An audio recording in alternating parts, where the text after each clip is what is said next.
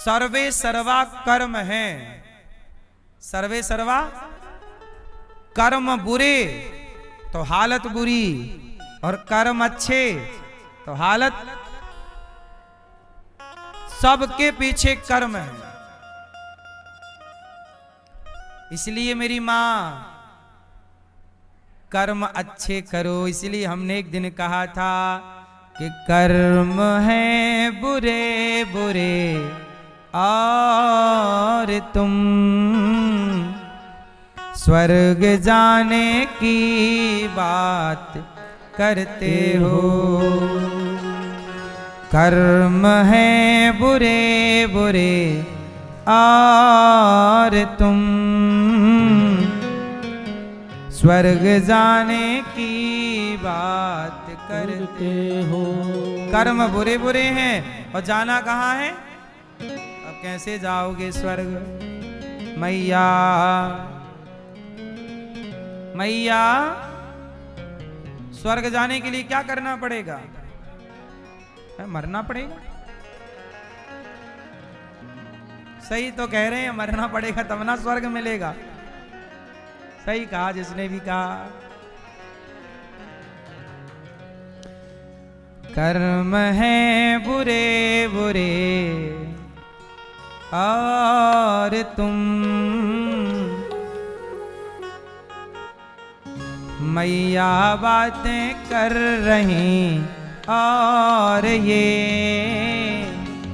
कथा सुनने की बात करती हैं। कथा में आके मैया जी प्रपंच करें और कहें मेरा काम कैसे हो। कथा हम नहीं सुन रही मेरी माँ, पंचायत, अच्छे कर्म नहीं कर रहे, और जाना कहाँ है? इसलिए कहता हूं, गोस्वामी जी कहते कर्म प्रधान विश्व करि राखा, जो जस करहि सो तस फल चाखा। जो जैसा करेगा। एक दिन भगवान आए सपने में मेरे, बोले अनिरुद्धाचार्य क्या हो रिया है? मैंने कहा प्रभु ये देश रो रिया है। भगवान जगन्नाथ जी बोले क्यों रो रिया है? मैंने कहा प्रभु खाना चाहता है आम और बबूल बोरिया है, इसलिए तो देश रो रिया है। खाना चाहता है आम और बोता है। कर्म है बुरे बुरे और तुम स्वर्ग जाने की बात देकर दुख औरों को और तुम स्वर्ग जाने की बात करते हो।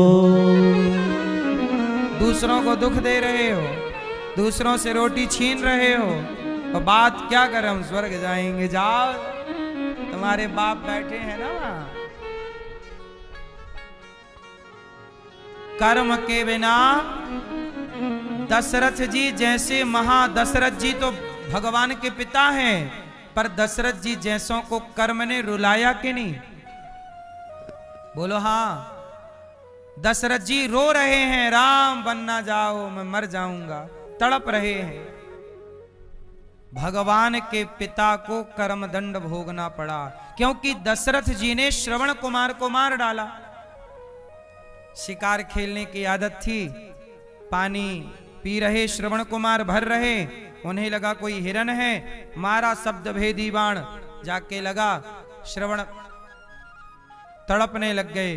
दशरथ जी बोले बड़ी गलती होगी। बोला गलती तो हो ही गई, अब गलती करके आप किसी को मार के कह दो सॉरी, ऐसे थोड़ी होता है। आप किसी की जान, छोटा मोटा तो सॉरी ठीक है ना। अब आप किसी की जान ले लो, निर्दोष को मार डालो और बाद में कह दो सॉरी सॉरी शक्तिमान। ऐसे नहीं होता। दशरथ जी ने सॉरी कहा, क्षमा मांगी, पर उन्हें क्षमा नहीं मिली। कहा मेरे पिता को पानी पिला दो, प्यास से तड़प रहे। दशरथ जी गए। श्रवण कुमार ने दशरथ जी को स्पर्श से समझ लिया कि मेरा बेटा श्रवण नहीं है। बोल तू कौन है? दशरथ जी ने कहा महाराज मैं आपके पुत्र का हत्यारा, मेरे से मृत्यु हो गई, आपके बेटे की गलती से बाण लग गया।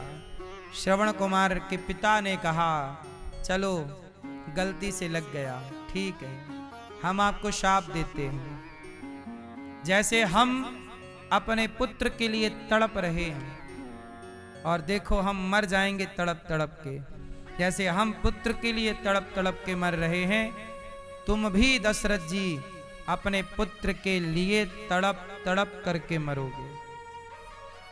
जब दशरथ जी की मृत्यु होने का टाइम आया तब दशरथ जी को वो शाप याद आ गया। अच्छा, शाप मिलने के बाद दशरथ जी वो शाप भूल गए थे। सारी जिंदगी उन्हें वो शाप याद नहीं रहा। याद कब आया? जब राम वनवास गए और जब सूचना मिली कि राम नहीं आए लौट के 12-14 दिनों में, तब दशरथ जी तड़पे और कौशल्या जी को अपना सपना, अपना ये शाप सुनाया कि मुझे एक बार जंगल में शाप मिला था, उसी के कारण मुझे तड़पना पड़ रहा है। सोचिएगा वो शाप कब मिला था? कई साल पहले, कई साल पहले, पर वो शाप पीछा छोड़ा नहीं। आपका कर्म आपका पीछा।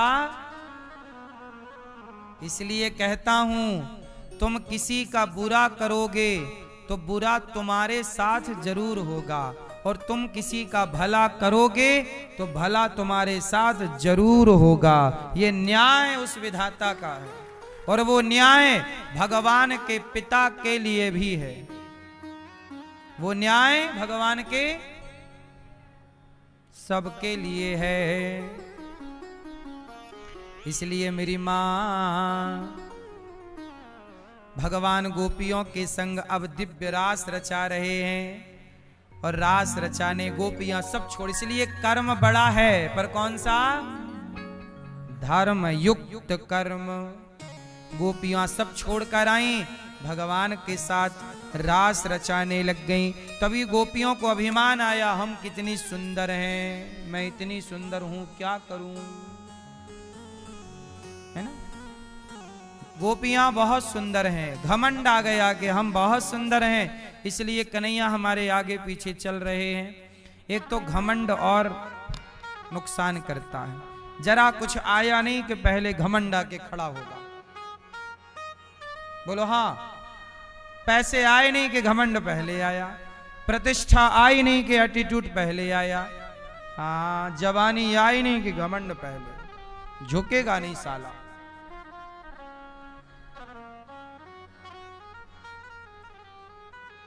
क्यों झुकेगा नहीं? ये बात सबसे ज्यादा किस पे लागू हो रही है? ईरान पे। अमेरिका जैसे बड़े बड़े देश उसे बर्बाद करने पर तुले हैं, पर ईरान है कि कहता है झुकेगा नहीं साला। झुकने का नहीं, लड़ने का। ये सबक भी है। हम भले छोटे हों, छोटी सी चींटी भी छोटा ना समझे, बड़े से बड़े हाथी को पछाड़ देती है छोटी सी चींटी। बस हिम्मत की काम है, हिम्मत का काम है। हिम्मत ना छोड़े तो कोई छोटा नहीं। मुझे लगता कोई भी व्यक्ति छोटा, उसका मनोबल बड़ा है तो वो बड़ा है, इच्छा शक्ति बड़ी है तो वह बड़ा है।